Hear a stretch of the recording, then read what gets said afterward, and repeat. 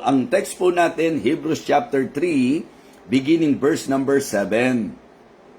Wherefore, as the Holy Ghost said, today, if you will hear His voice, harden not your hearts as in the provocation, in the day of the temptation in the wilderness, when your fathers tempted me and proved me, and so my works 40 years.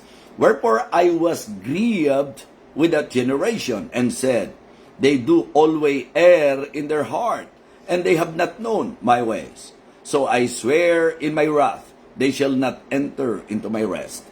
Take heed, brethren, lest there be in any of you an evil heart of unbelief in departing from the living God.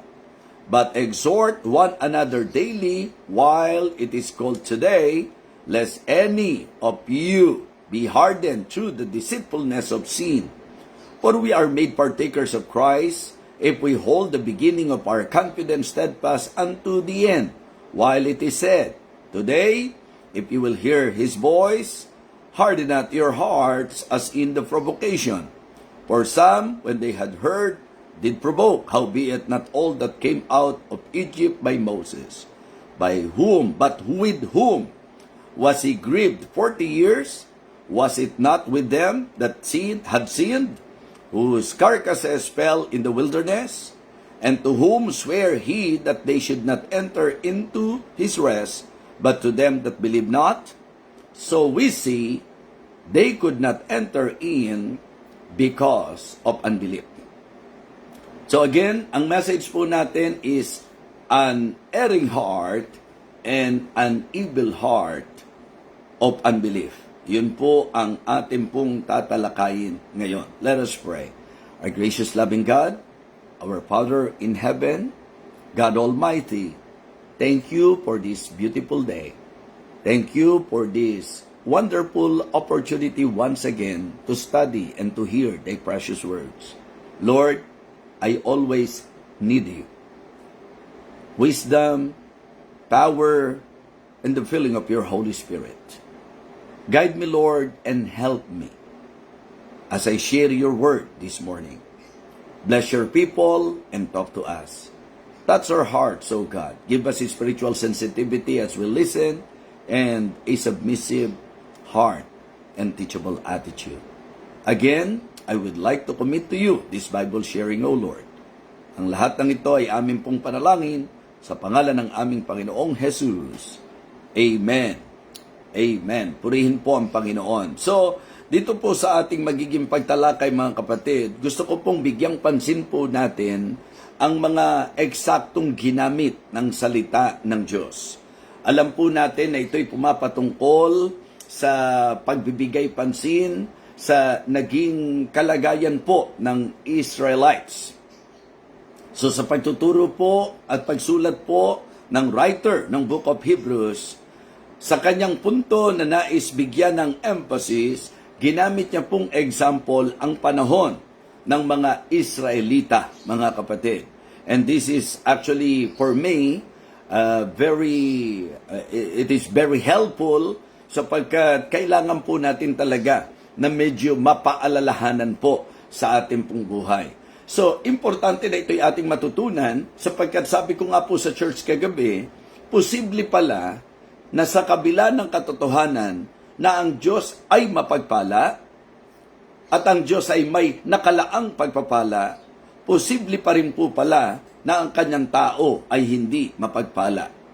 So you better listen carefully because it is for me, as I understand the Holy Scripture, it is for me a great warning and reminder to everyone na hindi natin ma-enjoy ang mapagpalang Diyos at ang pagpapala ng Diyos sa ating pong mga buhay. Alam natin na sila po ay piling bayan. Alam natin na nakatalaga na po ang promised land para sa kanila. Larawan po hindi lamang ng kagandahan, ng kasaganaan, kundi ng pagpapala ng Panginoon talaga. So, yun po mga kapatid. It is very possible na sa kabila po na ang Diyos natin ay mapagpalang Diyos at ang pagpapala po'y nakalaan, pwede palang hindi po natin to ma-enjoy. At maganda po yung tinalakay po natin kagabi. And pwede ko pong sabing maganda rin po ang tatalakayin po natin ngayon. So, pansinin po natin mga kapatid. Ang sabi po ng Bible sa verse number 10, "Wherefore I was grieved with that generation." Referring to them. Ano po? Sa panahon po ng mga Israelita, sila po. Ang sabi, "Wherefore I was grieved with that generation and said, They do always err in their heart, and they have not known my ways." So lagi na lang sa puso nila, lagi na lang silang nagkakamali. Kaya sabi niya, "So I swear in my wrath, they shall not enter into my rest." You see? So ang palagi ang pagkakamali natin ay po pwedeng maging dahilan para ang Diyos na mapagpala, hindi tayo pagpalain. Kaya ang verse number 12, ang maliwanag na warning ng writer, "Take heed, brethren, lest there be in any of you an evil heart of unbelief in departing from the living God." Kasi alam nyo naman ang naging problema po nila, na ito yung dapat pakaiiwasan natin, di po ba? Do not doubt the Lord, do not disobey the Lord, do not depart from the Lord. Di ba?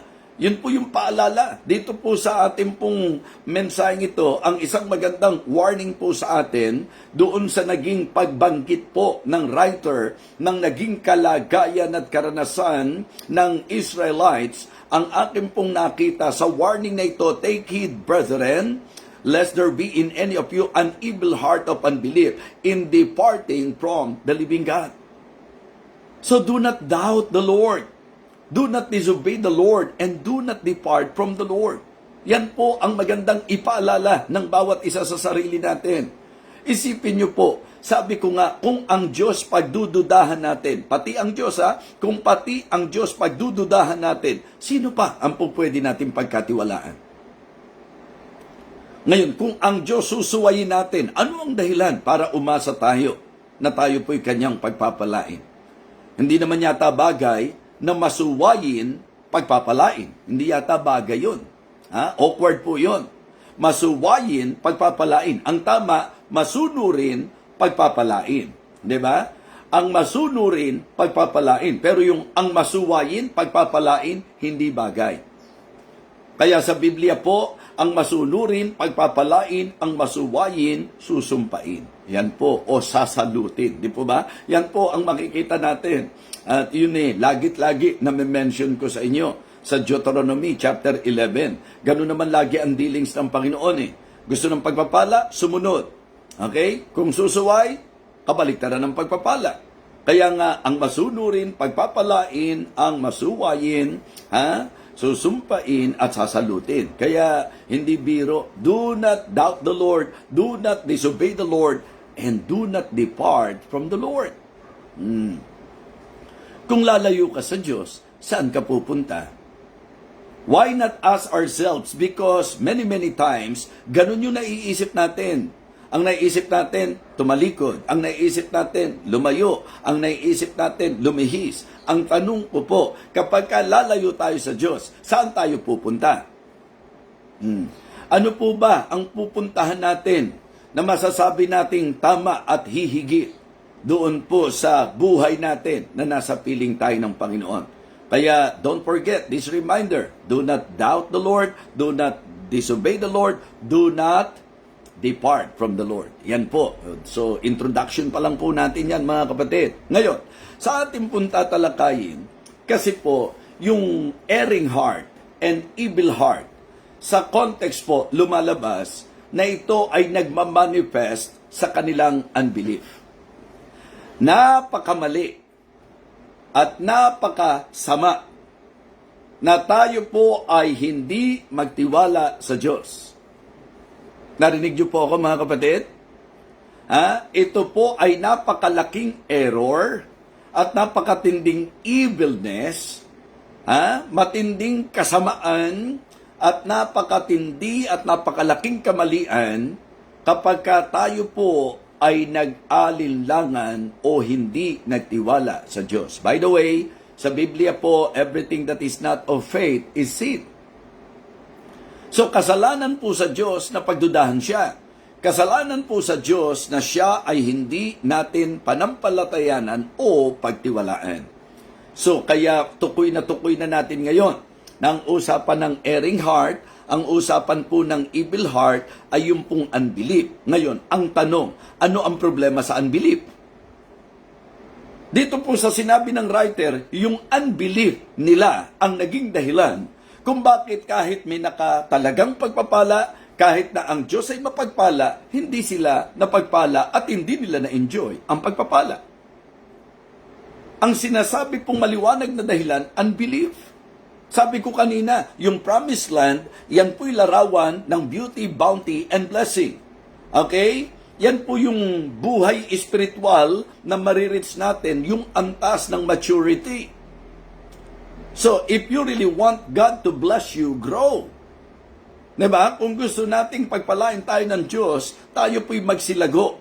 Importante po na makita natin na yung erring heart, evil heart na tinutukoy dito is the erring heart and evil heart of unbelief. And because of unbelief, ano po nangyari? Verse number 18 o verse number 19. So we see that they could not enter in because of unbelief. Yun po pala ang naging dahilan.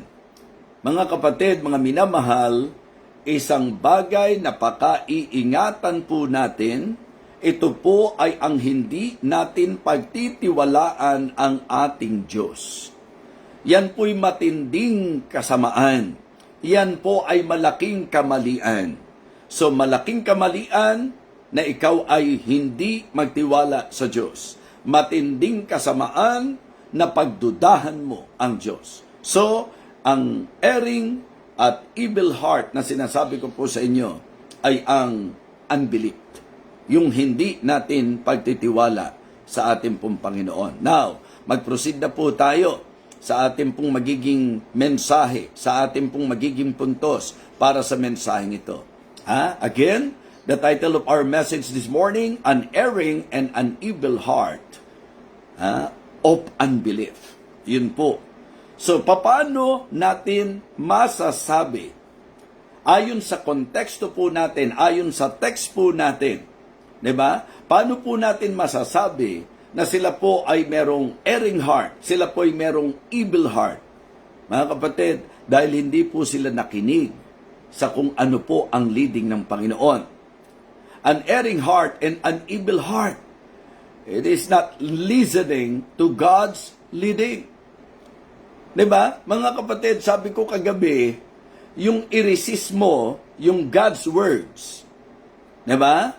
To resist God's words or God's voice, isang napakalaking kamalian dyan. Pag ang Diyos hindi mo pinakinggan, malaking kawalan, kalugihan, at napakalaking panganib po niyan sa buhay. Ang tinig na dapat nating pinakikinggan ay ang tinig ng Diyos. At ang Biblia po ang tinig ng Diyos sa atin. If you want to know God's leading, you better listen to His words. So, mga kapatid, mga minamahal, ang evil heart, hindi po yan nakikinig sa kung ano ang leading ng Diyos. Yan po, ang maling puso at ang masamang puso is not listening to God's leading. Hindi ba, ang importante sa buhay natin lagi, leading ng ating Panginoon Diyos. Okay? Importante. Sabi ko kagabi, ang importante po sa atin na wag natin pong titingnang mababaw o babaliwalain ay ang usapang Holy Scriptures and Holy Spirit. Yes, ang usapang Holy Scripture because the Word of God, ito po ang turo at ang salita ng Diyos sa atin. Diba? So yung conviction, gawa po naman ng Banal na Espiritu. So kaya kapag ang salita ng Diyos ipinapangaral at ang Banal na Espiritu ay kumikilos sa ating mga puso, ang ginamit na salita po na siya namang title namin kagabi, do not harden your heart. Huwag mong papagmatigasin ang puso mo. Mga kapatid, natural na nagkakamali tayo. Natural na may panahong nalilihis po tayo. Pero may salita ng Diyos na pwede nating pakinggan upang tayo po ay i-lead, mga kapatid. Pero yung erring heart, yung evil heart, hindi makikinig yan. Diba?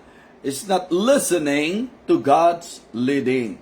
How about you, brothers and sisters in Christ? Nakikinig ba tayo sa kung ano ang leading ng banal na spirito sa atin? Sinusunod ba natin kung ano po ang turo ng salita ng Diyos?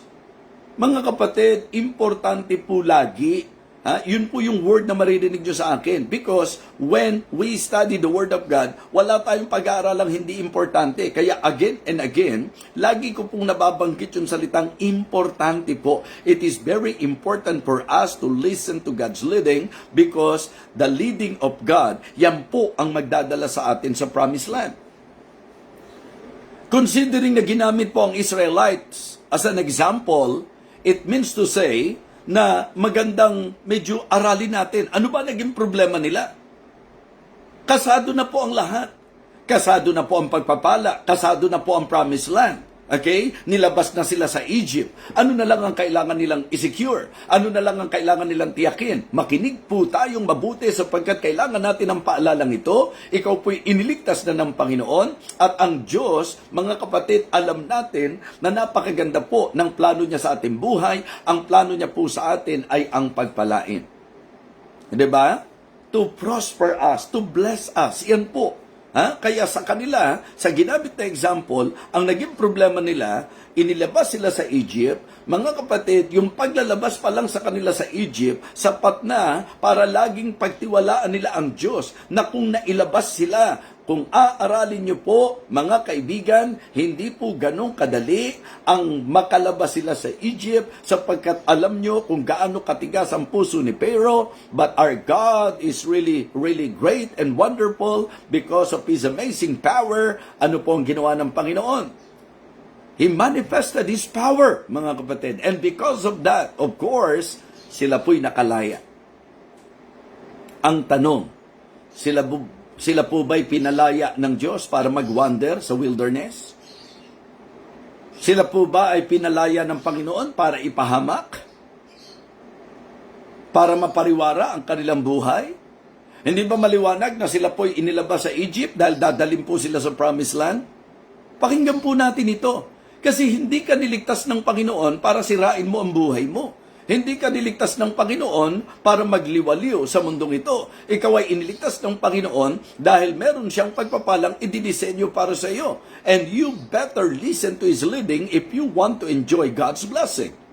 If you want to enjoy His blessing, always listen to His leading. Mga kapatid, yun ang susi. Nung sila'y ilabas sa Egypt, alam na nila dapat na may pagdadalan ang Panginoon sa kanila. So ang tama sana, nakinig lang sila sa kung ano ang pangunguna ng Panginoon. But the problem, evil heart, erring heart, maling puso at masamang puso, hindi nakinig sa leading ng Panginoon.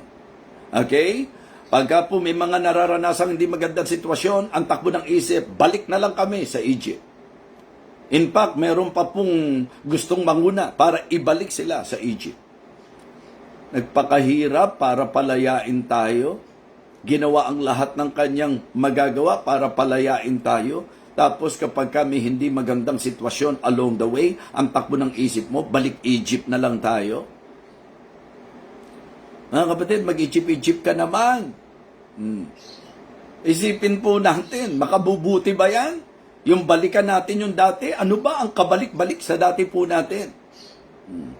Kaya nga, di ba naaalala nyo po, I remember na may instance na sinabi ko, yung statement na buti pa nung wala ako sa church, buti pa nung hindi ako Kristiyano, buti pa nung hindi ako di ba? Nai-involve. Kailan naging mabuti na unsafe ka? Kailan naging mabuti na hindi ka ligtas? Ano po ba talaga ang kabalik-balik sa nakaraan po natin? In fact, ang isang dapat pinapupurihan natin sa Diyos, yung tayo po ay kanyang palayain sa ating pong nakaraan. Amen? Yung alisin po niya tayo sa lusak ng kasamaan. 'Di ba? So mga kapatid, ang usapang evil at erring heart ay usapang hindi pakikinig sa leading ng ating Panginoon. Okay? Erring heart and an evil heart is not learning the given lesson. Sa Biblia po, isang bagay na magandang maintindihan din po natin na hindi lamang po yung mga positibong kwento ang naitala at naisulat. Try to analyze that. Isipin niyo pong mabuti yan. Ang Biblia po ba ay kwento ng mga positibong pangyayari lang? O nahandyan din po sa Biblia, nandito rin po sa ating mga Bible, ang mga kwento na negatibo. Mga kasaysayan, di ba? Mga karanasan, mga buhay ng mga tao ng Diyos, mga kapatid. Mga kasaysayang hindi positibo. At isa na nga po yan, mga kapatid. Di ba? Yung pong panahon ng Sodom and Gomorrah, ginunaw ng Panginoon. Negatibo yun. So bakit po itinala yun? Para mapag-isipan natin, ba't sila ginunaw? Ngayon po, pag tinignan nyo yung characteristics ng mga tao sa panahon natin ngayon, halos hayag na rin po yung characteristics ng mga tao nung panahon ni Lot na siyang naging dahilan kung bakit ang Diyos ay nagkaroon ng kapasyahan na gunawin po sila. Ang Sodomo at Gomorrah. Okay? So kaya, dapat matuto tayo So sa kasaysayan ng Israelites, dapat matuto po tayo. Pero ang maling puso, ang masamang puso, hindi matututo sa ibinigay na aral. So yun po ang gusto ko pong i-point out sa atin. Nung pong sabihin ng Panginoon sa kanila, di ba? Na yung pong kanyang puso ay nag-grieve sapagkat lagi na lang yung kamalian, kasamaan ng puso, yung hindi pagtitiwala, yan na ang naging problema ng mga ama ninyo, ng mga ninuno ninyo. Yan ang naging problema nila sa wilderness. Yun talagang dahil sa hindi sila nagtiwala, hindi sila nakaentrada sa promised land. That is the given lesson. If your life, kung ako at ikaw sa buhay natin, hindi pinagpapala, walang problema sa Diyos, baka lang hindi natin natutunan ang lesson na ibinigay ng storya ng Israelites. Are you aware of the story of the Israelites? Most of them, especially during the time of Moses, hindi po sila nakaentrada sa promised land. And the Bible is clear na ang sinabi po, because of unbelief. Tapos heto tayo ngayon, alam na natin, yun na ang lesson na dapat matutunan natin, na kapag ka po may unbelief, yun po ang hahadlang sa blessing. Bakit pagdududahan pa rin po natin ang Panginoon na kagaya ng pagdududa nila? Bakit magdadalawang isip pa rin tayo sa pagsunod sa leading ng Panginoon kung nakita na natin? Lesson na po yun, na dahil nagduda sila, dahil nag-disobey sila, dahil humiwalay sila, ano po nangyari sa kanila? Hindi nila na-enjoy ang pagpapala ng Panginoon. Kaya mga kapatid, maganda po na itama natin ang puso natin. Matuto tayo sa mga ibinibigay na aral, mga kapatid. Magandang matutunan po natin ang aral sa kwento po ng Israelita na yung pong generation po ni Moses, majority of them, most of them, hindi po nakaentrada sa promised land. Ang ibig sabihin, hindi po nila na-enjoy ang pagpapala na dapat sana para sa kanila. At maliwanag po ang dahilan, unbelief mga kapatid. At ang unbelief, yan po'y erring heart and evil heart.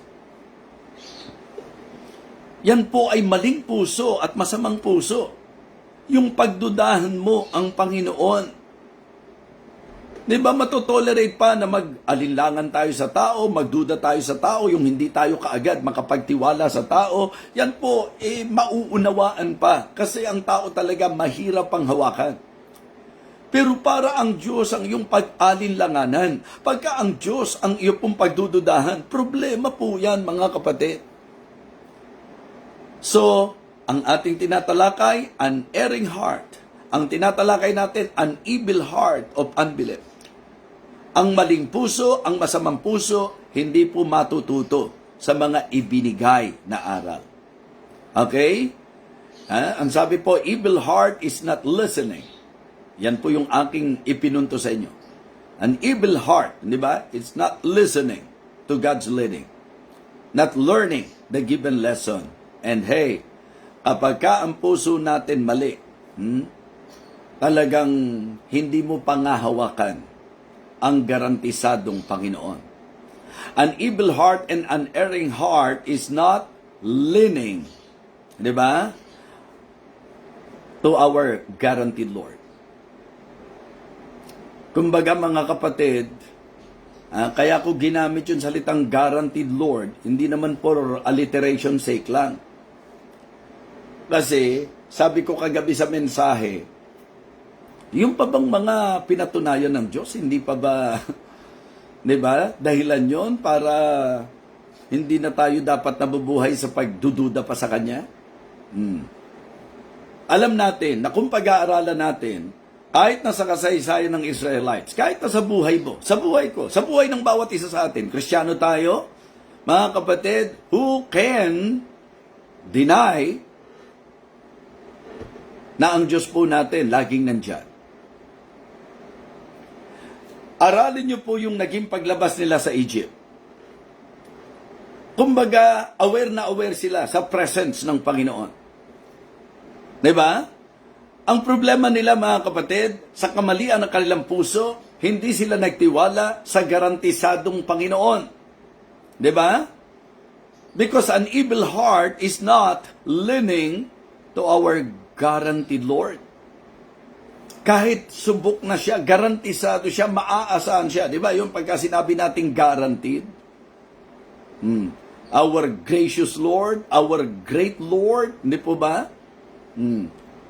So, yun po malaki ang problema talaga kapag ka ang nagsasabing Kristiyano, pinagdududahan ng Diyos. Mga kapatid, God is always present. Walang panahon na iniwanan sila ng Panginoon, mga kapatid.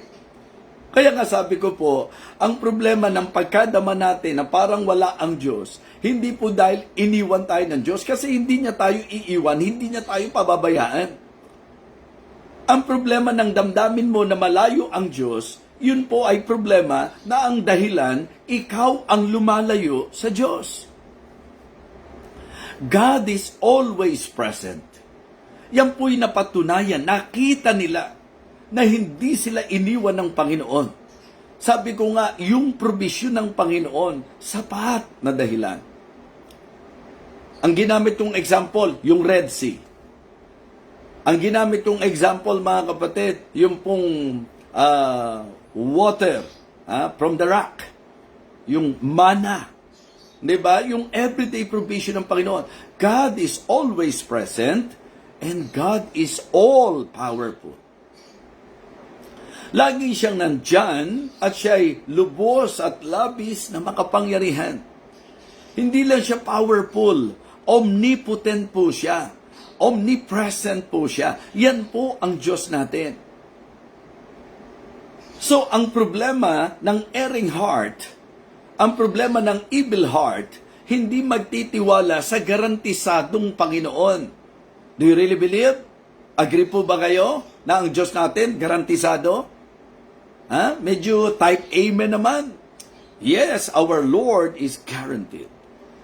Diba? Yun po ang Panginoon natin He is guaranteed. Why? Sapagkat siya po'y always present. Sapagkat siya po'y all-powerful. Sapagkat siya po, mga kapatid, is already proven. Kumbaga po, walang kahit isa man sa atin na hindi pa siya nasubukan. Lahat tayo, nasubok na natin yan.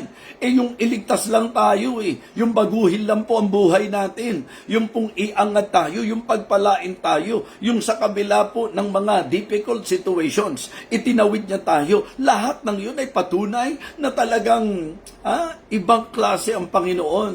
Ang tanong, kapag kayong subok na, pagdududahan mo pa, hindi ba napakamali? Hindi ba napakasama? Yung bang subok mo na, napatunayan na, pinagdududahan mo pa. Mga kapatid, many times in your life, I believe you will agree with me that God is already proven. In so many things, in so many ways. Diba? Pinatunayan ng Diyos ang sarili niya sa atin, sa bawat isa po sa atin. Mga kapatid, ito ang pinakamalaking kamalian na magagawa natin. Kaya nga sabi ko po, ang pinakamatinding danger, hindi yung poverty, mga kapatid, hindi yung persecution, hindi yung pressure na ginagawa ng kaaway. Ang pinakamatinding danger, ito po ay ang ating pong papagmatigasin ng ating puso at hindi natin pagtiwalaan ang garantisadong Panginoon. So, an evil heart and an erring heart is not listening to God's leading. Is not learning the given lesson. Is not leaning to our guaranteed Lord. Yan po ang mga maling puso, ang masamang puso ay ang hindi natin sandalan, hindi natin pagtiwalaan, hindi natin panghawakan ang garantisadong Panginoon. Ang Panginoon natin who is always present, who is all-powerful and already guaranteed. Amen po ba mga kapatid? Rebuke po ba? Rebuke po ba mga kapatid? Na yung pangangailangan mo lang, ginagamit mo pang dahilan para pagdudahan mo ang Panginoon? Hindi ba saway po yan? Hindi ba ito po ay isang matinding rebuke? Yung pagdudahan mo si Freddy, understandable yan. Yung pag-alinlanganan natin ng tao, understandable yan. Pero ang mahirap maintindihan sa konteksto at usaping Kristiyano ay ang Diyos ang pagdududahan natin. Ang dami na niyang pinatunayan. Ang dami na po niyang ginawa sa buhay natin. Ang dami ng pagpapala ang in-enjoy natin. Ang dami ng hirap ang nalagpasan natin. Ang dami ng laban na napagtagumpayan natin. Ang dami ng pressure na nakayanan natin. Ang dami na pong mga sakit at sakit sa buhay na itinawid tayo ng Panginoon. Marami ng Red Sea na humarang sa atin na ipinakita ng Diyos kung paano niya hinati ang daan. Kung paano niya po tayo, mga kapatid, tinulungan. Diyan siya lagi. Napakamakapangyarihan niya. Subok na siya. Hindi ka pa sa kanya sasandal. Hindi mo pa rin siya sasandigan. Hindi mo pa rin siya pangahawakan. Aba, napakatinding kasamaan po yan. Napakatinding kamalian yan. Yan po ang ating tinalakay ngayon. An erring heart and an evil heart. Particular, yung unbelief po natin mga kapatid. Sapagkat yung erring heart, yung evil heart is not listening to God's leading. He's not learning the given lesson and not leaning to our guaranteed Lord.